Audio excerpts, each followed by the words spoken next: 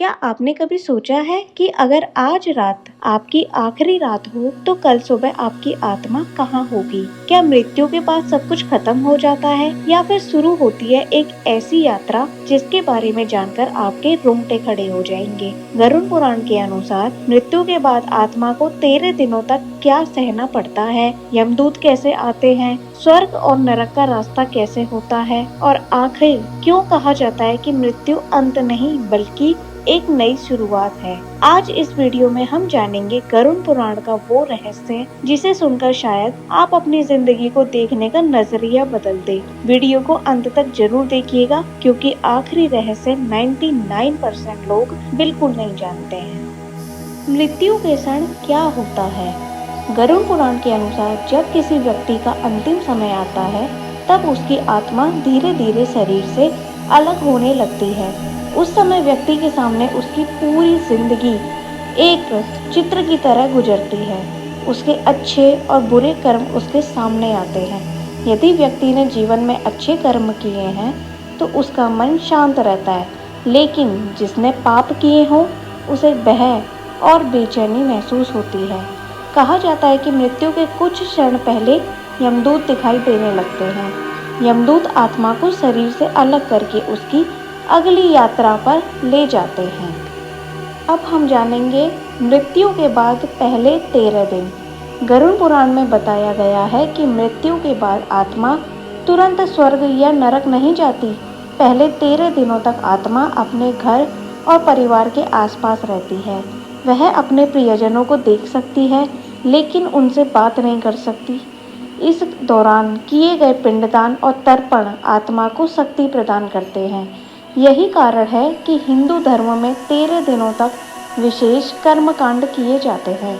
कहा जाता है कि इन दिनों में आत्मा को अपने संसार से मोह छोड़ना ही पड़ता है। यमलोक की कठिन यात्रा।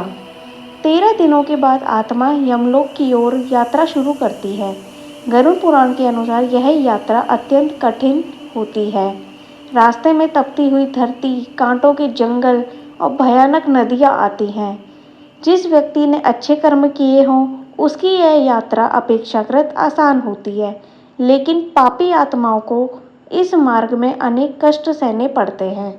यमदूत उन्हें उनके कर्मों का एहसास कराते हैं। यहीं से आत्मा समझने लगती है कि जीवन में किए गए हर कर्म का फल अवश्य मिलता है।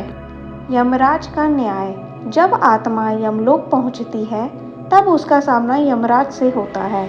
चित्रगुप्त उसके जीवन का पूरा लेखा जोखा प्रस्तुत करते हैं। जीवन का एक एक कर्म, एक एक विचार और एक एक कार्य वहाँ दर्ज होता है। फिर यमराज यह निर्णय लेते हैं कि आत्मा को स्वर्ग मिलेगा या नरक मिलेगा या फिर पुनर्जन्म। यह निर्णय केवल कर्मों के आधार पर होता है। स्वर्ग, नरक और पुनर्जन्म का रहस्य। गरुड़ पुराण के अनुसार अच्छे कर्म करने वाली आत्माएं स्वर्ग में सुख प्राप्त करती हैं, जबकि बुरे कर्म वाली आत्माओं को नरक में अपने कर्मों का फल भोगना पड़ता है। लेकिन यह हमेशा के लिए नहीं होता। कर्मों का फल पूरा होने के बाद आत्मा पुनः जन्म लेती है। यही जन्म और मृत्यु का चक्र है, जिसे संसार का चक्र कहा गया है। अब हम जानेंगे नरक में पापियों को कौन कौन सी सजाएं मिलती हैं।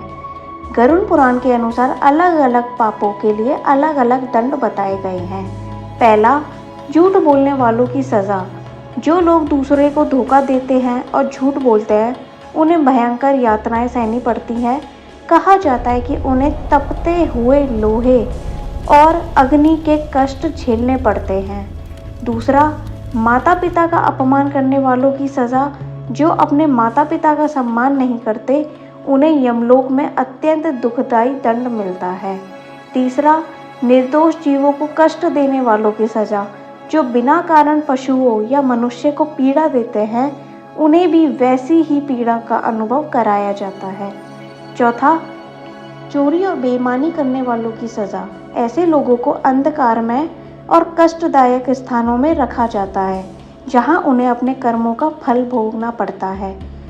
लालच और अहंकार में डूबे लोगों की सज़ा।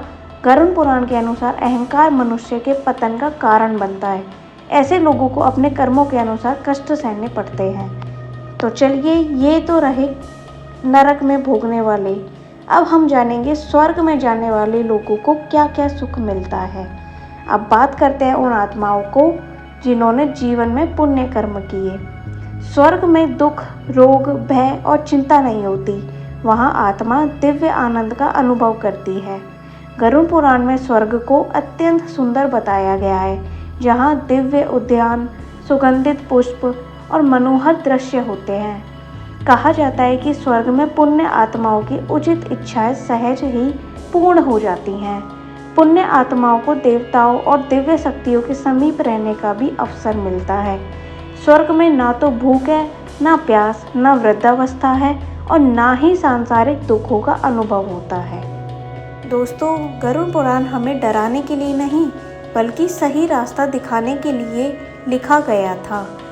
यह हमें याद दिलाता है कि धन दौलत और शरीर यहीं रह जाएंगे, लेकिन हमारे कर्म हमारे साथ जाएंगे। इसलिए जीवन में अच्छे कर्म करें और दूसरों की मदद करें और भगवान का स्मरण करें, क्योंकि मृत्यु निश्चित है, लेकिन मृत्यु के बाद की यात्रा कैसी होगी यह आज आपके कर्म तय कर रहे हैं। अगर आपको ये जानकारी ज्ञानवर्धक लगी हो तो वीडियो को लाइक करें, चैनल ज्ञानिक को सब्सक्राइब करें और कमेंट में ओम नमो भगवते वासुदेवाय जरूर लिखें।